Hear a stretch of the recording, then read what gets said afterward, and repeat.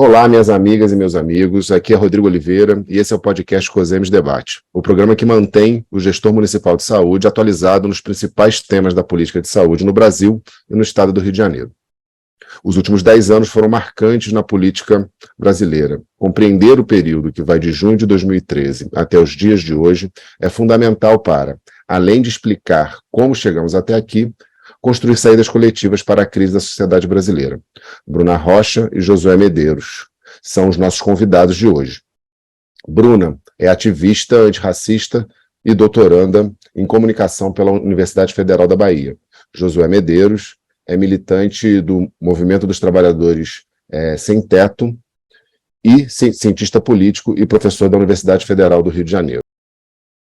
As eleições de 2022 foram protagonizadas por duas forças políticas profundamente diferentes.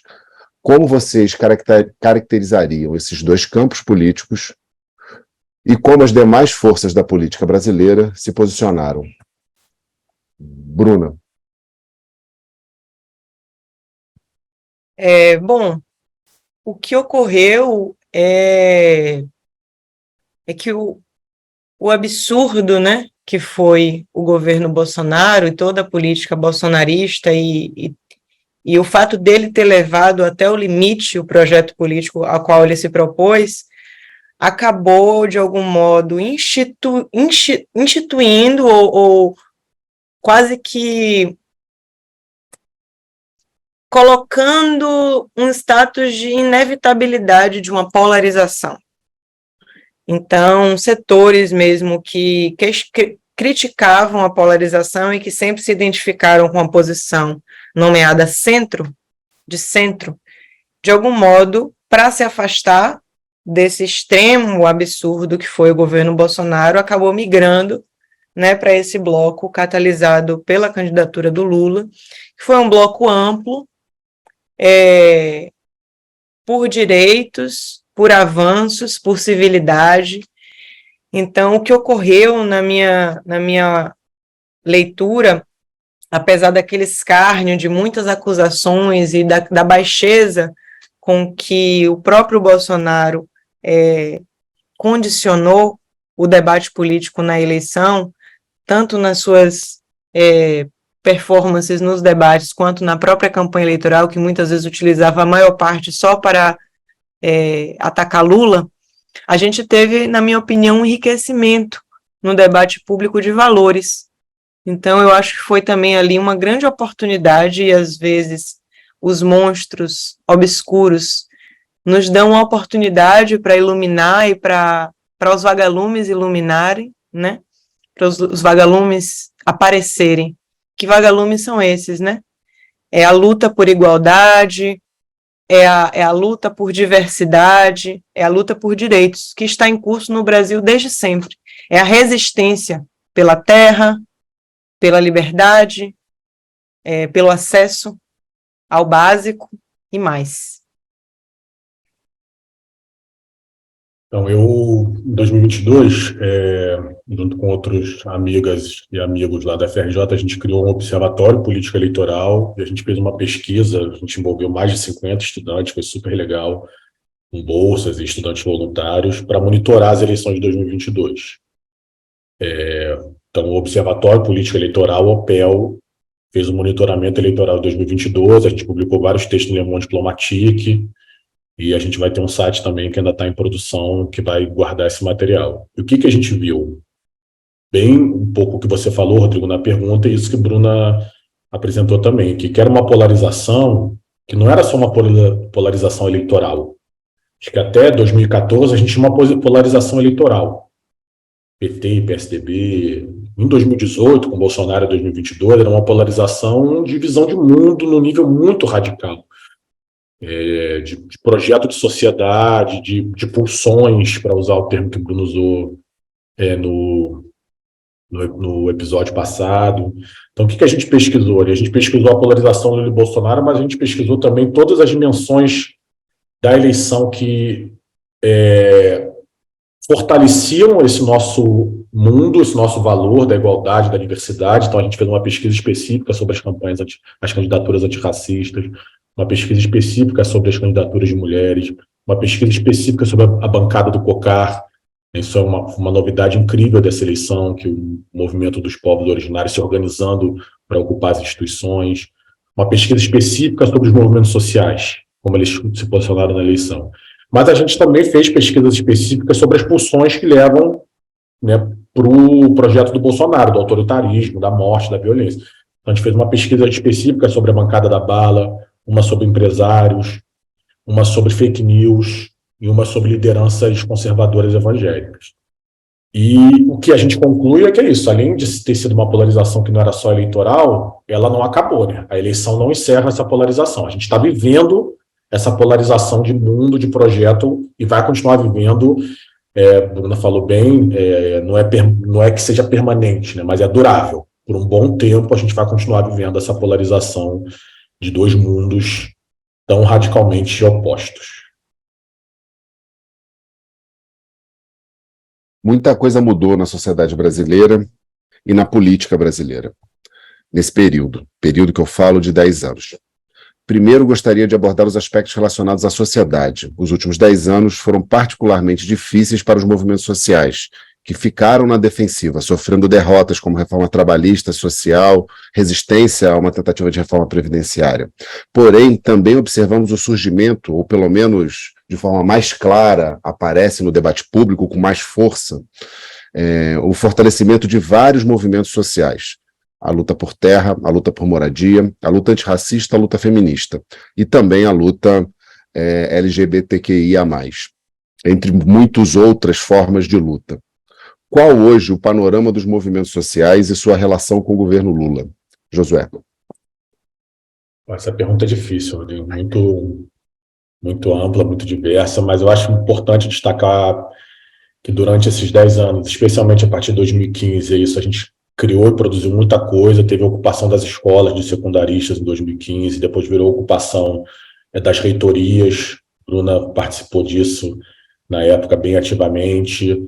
Eu falei já do MTST, de como o movimento se nacionalizou, o fortalecimento do MST, né, na conjuntura recente. Quem está nas grandes cidades urbanas aí vê esse fenômeno do boné do MST, né. Eu citei agora a bancada do COCAR, e aí estava aqui em Brasília durante o acampamento Terra Livre dos povos originários, extraordinário, né, e as demarcações voltaram, enfim. Então, é muita coisa que tem de produção. A Coalizão Negra por Direitos, Mulheres Negras Decidem, são muitos movimentos, e a gente tem, acho que Bruno usou essa palavra, uma oportunidade, assim, de pressionar, de pautar o Estado, de não cometer, né, o mesmo erro, vou insistir nisso, que a gente cometeu na primeira experiência de governo progressista, de se desmobilizar. Eu não vou falar por nenhum movimento, eu não tenho esse mandato, eu falo por mim, mas é isso, eu acho que o campo progressista em geral acreditou que bastava as instituições, a democracia institucional, que as coisas iam ser resolvidas, às vezes um pouco mais devagar do que a gente queria, mas ia ser resolvida, e não dá. Se a gente não mobilizar, como foi agora o acampamento Terra Livre, que mobilizou e o Lula anunciou 6 demarcações de terra, a gente não vai resolver. E resolver significa resolver os direitos, como a Bruna falou, resolver a fome, como o Lula fala, resolver a questão das mudanças climáticas, que são uma emergência que não tem mais como contornar, né, e resolver o que a gente vai fazer com esse Brasil que mostrou a sua cara e que vai ser algo durável e não é simples de resolver, que é como é que derrota a extrema-direita em definitivo nesse país. Olha, minha opinião é que os movimentos sociais estão enfraquecidos. Essa é a minha leitura. O que há é o... Eu acho que há uma difusão maior dos valores que esses movimentos lutaram para consolidar na sociedade brasileira, há uma colheita do ponto de vista do tecido social, né, de uma consciência política entre, por exemplo, universitários, entre artistas, mas eu sinto que as organizações políticas do movimento social estão enfraquecidas. E não acho que é à toa, e não acho também que é só pela criminalização da política, acho que tem isso também, isso joga um jogo, né, essa criminalização do debate público, das organizações, principalmente das grandes organizações que têm identidade com o PT, então respinga nos movimentos sociais mais nacionais, respinga um efeito aí de rejeição à política institucional dos partidos. Não é à toa, a gente tem que ver que tem algo aí mesmo de confluência dos fluxos que faz com que, para o bem e para o mal, os ônus e bônus das instituições muitas vezes afetem os movimentos, as bandeiras, os símbolos, as lideranças. Mas acho que tem uma questão. Eu estava na França, passei uns meses na França e acompanhei de leve também, porque estava em outra dimensão da vida, os movimentos contra a reforma da aposentadoria. O que eu percebi é que dia de sábado sempre tinha movimento e sempre tinha feira. Não qualquer feira, a feira dos árabes. Então, ali eu sentia muitas vezes o que eu senti em junho, que era os trabalhadores comuns não foram para as manifestações de junho, foram trabalhar. Então, na minha opinião, hoje a militância, se eu pudesse resumir a militância ou o impulso a se organizar politicamente, eu traria duas palavras-chave: demanda, a ordem da necessidade, e desejo. Eu acho que as organizações políticas brasileiras, de um modo geral, atuam muito numa gramática do imperativo categórico de Kant, de venha para a luta apenas porque a luta é o certo, é certo pelo certo. Isso não convence mais nem atrai mais ninguém para sair de suas casas, de suas Netflix, de seu mundo cada dia mais individualizado, mediatizado, induzido a um comodismo, induzido à anestesia, induzido à medicalização, induzido ao hedonismo, a lógica do prazer, ao puro princípio do prazer, a abdicar de sua liberdade, de seu tempo, dedicar seu tempo a uma luta política.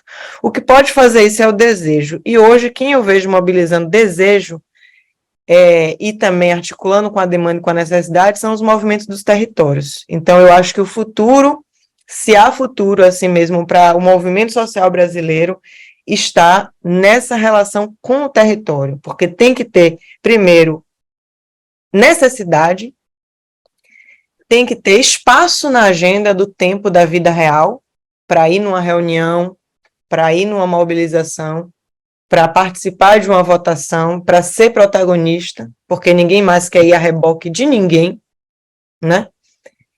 E, por fim, tem que ter desejo. Tem que ter desejo.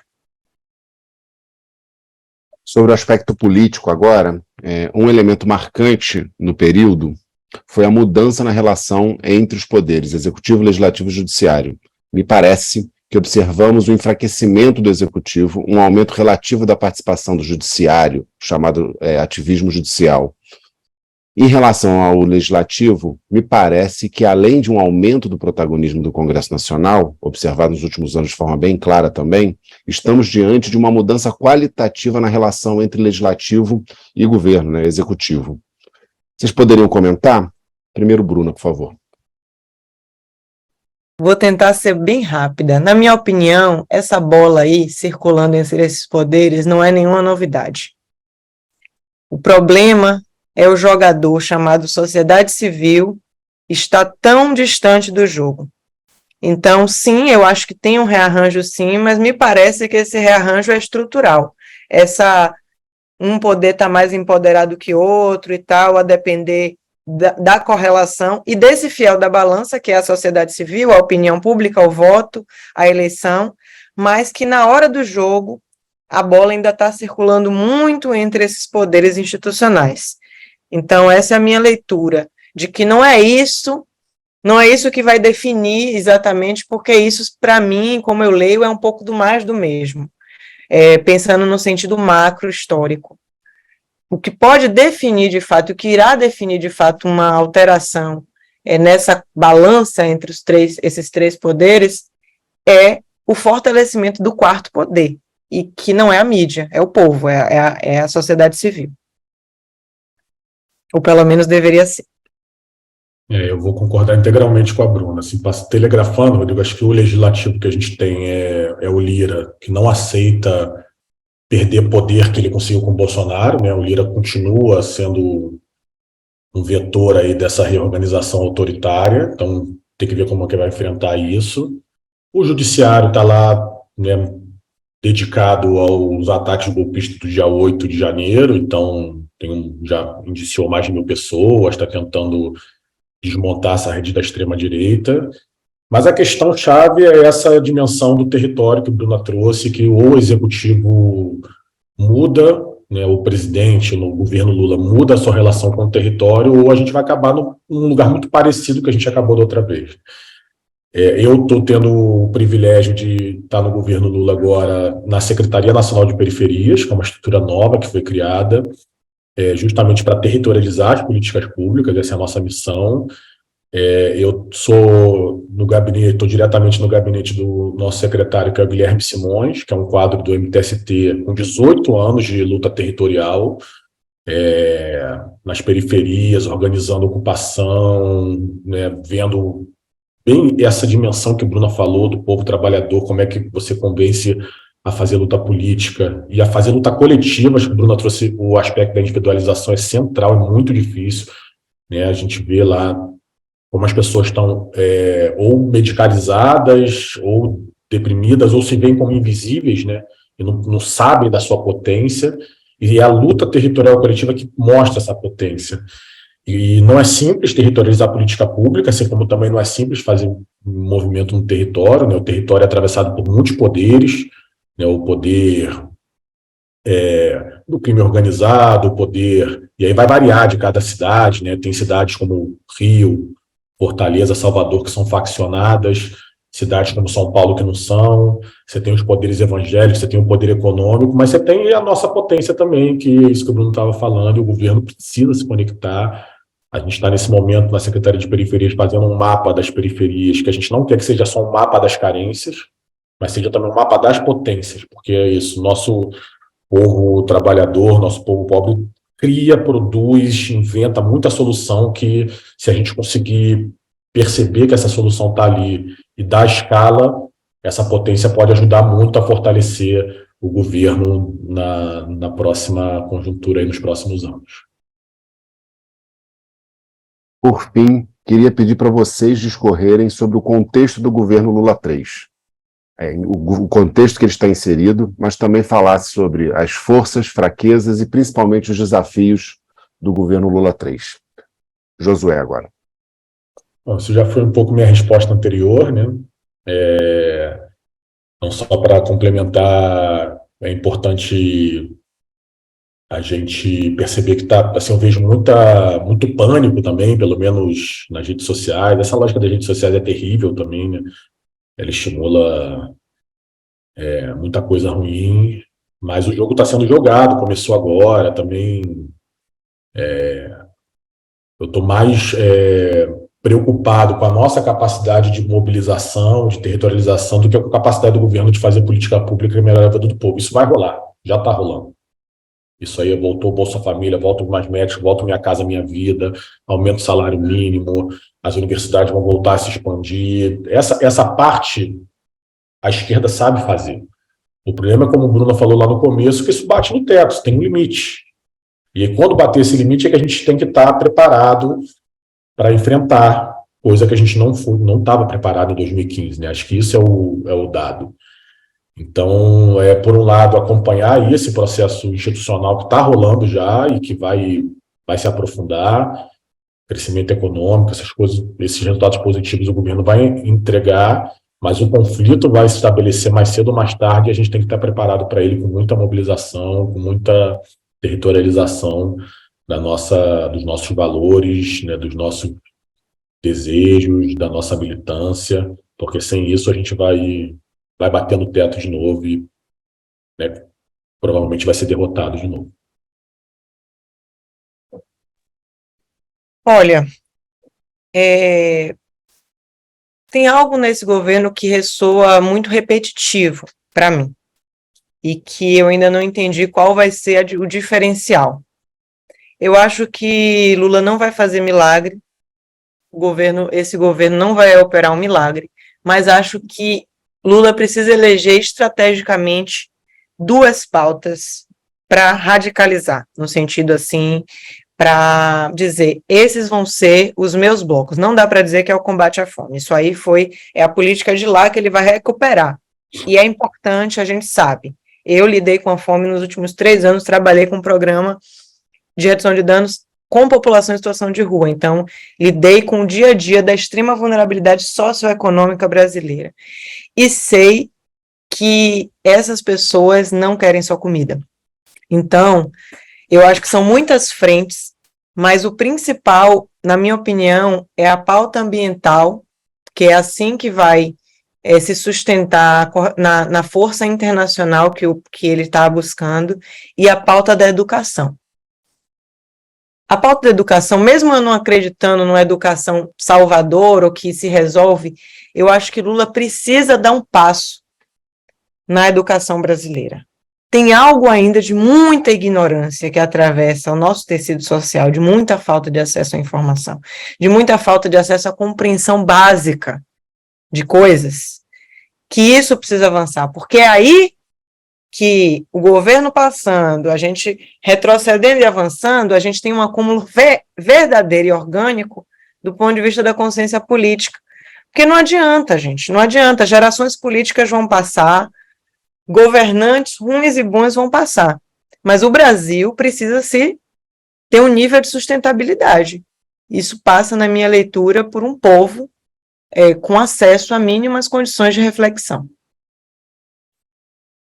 Queria, de verdade, Bruna, para primeiro dizer o prazer que foi te conhecer e te agradecer profundamente pela paciência e pela excelente contribuição. Obrigada, Rodrigo, obrigada mesmo, foi ótimo. Josué, forte abraço, muito obrigado também. Este foi o nosso COSEMES Debate, quero agradecer a atenção de todas e todos, um forte abraço e até logo. O COSEMES Debate é uma realização do Conselho de Secretarias Municipais de Saúde do Estado do Rio de Janeiro, COSEMES RJ. Apresentação e roteiro, Rodrigo Oliveira. Apoio e edição, equipe de comunicação do COSEMES.